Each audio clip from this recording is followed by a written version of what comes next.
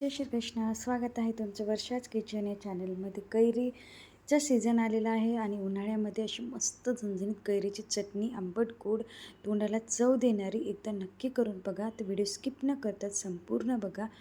खूप छान ही कैरीची चटणी आहे.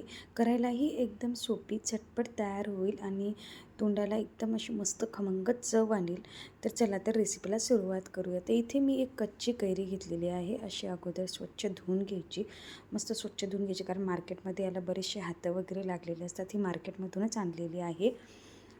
तर वरतून अशी साल काढून घ्यायची. आता शेतामध्ये जर खूपच म्हणजे छान असे मँगो आलेले असतात, तर या दिवसात ही कैरी खायला खूप आवडते.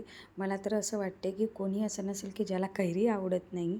खूपच छान ही चटणी होते कैरीची. परत तर अशा पद्धतीने मी वरची पूर्ण साल त्याची काढून घेत आहे. साल अवश्य काढा, कारण ती साल जी आहे ना चटणीमध्ये कच्चर लागू शकते, म्हणून साल काढून टाकलेली आहे अशा पद्धतीनं. नंतर याचे मधोमध 2 काप करायचे आणि याचे जे मधातला भाग असतो बी ती काढून घ्यायची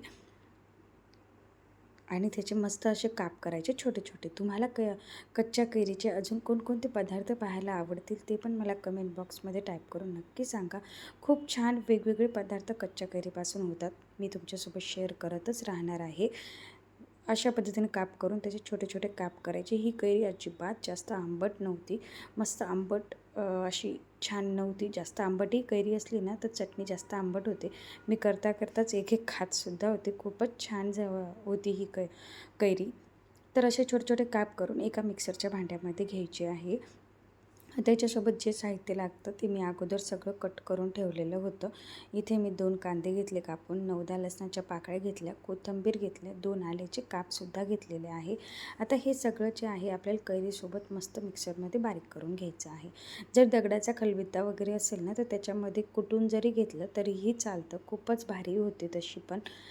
आता हे सगळं टाकल्यानंतर याच्यासोबतच आपल्याला अर्धी वाटी ही भाजलेली फुटाण्याची डाळ टाकायची आहे. डाळवं जे असतं ना चिवड्यामध्ये वगैरे घालतो ते, थोडंसं जिरं टाकायची. आवश्यक घाला, याने खूप छान टेस्ट येते, त्याची चव वाढते. 1 चमचा लाल तिखट घालायचं आहे. तिखट तुमच्या आवडीनुसार तुम्ही घालू शकता. मी इथे 2 चमचे लाल तिखट घातलेलं आहे. चवीपुरतं मीठ घालायचं. आता याला जे आहे ना मस्त असं बारीक मिक्सरमधून फिरवून घ्यायचं. एकदम छान असं बारीक फिरवलं की अशा पद्धतीनं ही आपली चटणी तयार झालेली आहे, बघू शकता. आता याला वरतून तडका मारायचा आहे आपल्याला, म्हणजे याच्या अजून टेस्ट वाढते. आता ही आपण आप्यासोबत वगैरे सुद्धा खाऊ शकतो. तर वरतून मी आता एक मस्त तेल गरम करून घेतलं तडक्या पॅनमध्ये. त्याच्यामध्ये मोहरी, जिरं, थोडीशी हळद टाकलेली आहे कलर येण्यासाठी. आणि आता हा तडका आपल्याला आपल्या चटणीमध्ये वरतून मारायचा आहे. डोस्यासोबत किंवा भाकरीसोबत, चपातीसोबत, भातासोबत अप्रतिम ही चटणी लागते. खूपच छान होते. बनवल्याबरोबरच संपून जाईल अशी ही कैरीची चटणी आहे खमंग. मी वरतून पुदिन्याचा पाला ठेवला.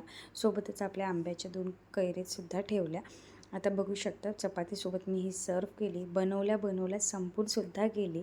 चला तर मग थँक्यू. बाय. जय श्री कृष्ण.